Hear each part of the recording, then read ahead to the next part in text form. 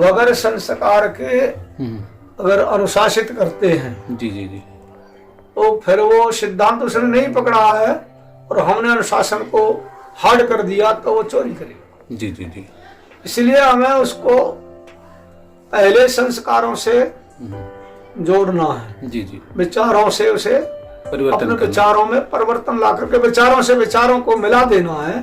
तब फिर उसको बताना है कि भाई ये सही है ये गलत है। सही और गलत का वो निश्चय करना शुरू कर देगा जी जी जी तो निस्संदेह परिवर्तन हो जाएगा। मतलब बहुत ही विवेक बुद्धि अगर जागृत हो हाँ, जाए। जो उसको जागृति हो गई उस विषय की, जिससे वो समझ नहीं पा रहा था उसको जान करके उस विषय को अपने आप में उसने समझ लिया कि मैं गलती कर रहा हूँ, ये मुझे नहीं करना चाहिए, उसको तुरंत छोड़ेगा। जी जी अच्छा, सिद्धांत के ये ऋषि महर्षियों के हमारे बीच में जो विचार रहे हैं उनकी मूलता यही है, उन्होंने संस्कारों को विशेष बल दिया। हमारे संस्कार अगर परिवर्तित नहीं हुए तो पढ़ाने वाले कितना पढ़ा देना, पर उसके अंदर दबक बनी हुई है, उसे वो छोड़ नहीं सकता। अच्छा अच्छा अध्यापक के सामने तो वो जी हाँ कर रहा है, लेकिन पीछे जाते ही उसकी प्रकृति वहीं हाँ वही जरूर चाहिए, वहीं किलक करेगी जी जहाँ उसका संस्कार कर रहा है। जी जी जी तो इन चीजों पर हमें तो दूसरा विषय ये कह दिया कि प्रत्येक जीव अपने ही कर्मों के परिणामों को भोगता है। क्यों? जीवात्मा अनादि होने से इसकी कोई अवधि नहीं है। जी ये शरीर बदलता रहता है, संस्कारों को लगातार पुनरावृत्ति में लेता रहता है, जिसके जैसे संस्कार होते हैं वैसे ही ये उस फल स्वरूप को भोगता है।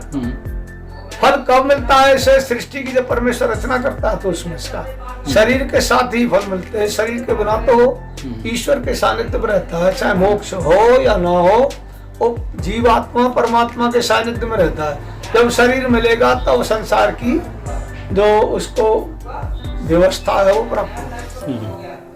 तो इन विषयों पर ज्यादा चिंता का विषय ये नहीं है कि वो हमारा कहना क्यों नहीं मानता है, क्यों नहीं मानती है, लेकिन हमें इस पर विचार ये करना है कि हमें इसको संस्कारों से कैसे जोड़ना है। जी जी बस हमें ये विचार करेंगे कि संस्कारों से कैसे जोड़ना है तो हमें जो उसकी जहाँ कमजोरी है, जहाँ उसका अपना संस्कारों में दबक है, उसको रिपेयरिंग करने के लिए उसे विचार देना है तो भाई इससे ये सही हो सकता। और जन्म जन्मांते तेरे संस्कार अपने खराब हो गए, दूषित हो गए।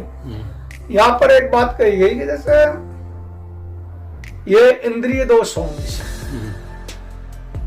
इंद्रिय दोष होने से हमारे मन में पवित्रता नहीं होती। जी जी जी और मन में पवित्रता न होगी तो जितना ज्ञान अर्जित किया है वो ज्ञान दूषित रहता है, पवित्र नहीं होता।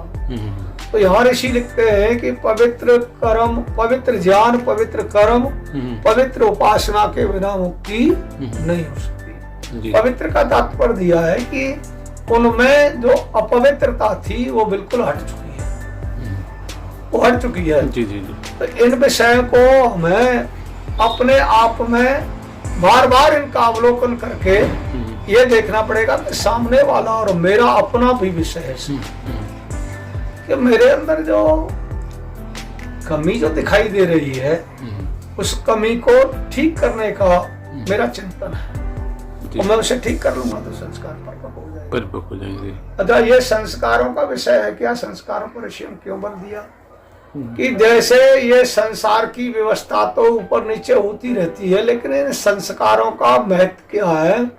एक व्यक्ति साधारण है और एक बहुत ही व्यवस्थाओं से जुड़ा हुआ है, लेकिन व्यवस्था वाले के पास वो संस्कार नहीं है।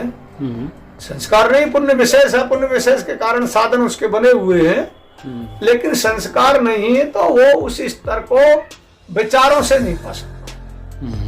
उसके अंदर जो मजबूती, वेद में एक मंत्र आता है, ओम ये आत्मदा वलदा यश विश्वपास्ते प्रशिष्यम यश छाया। छाया जो है अमृत है, प्रशिष्य ईश्वर की छाया अमृता। तो इस छाया में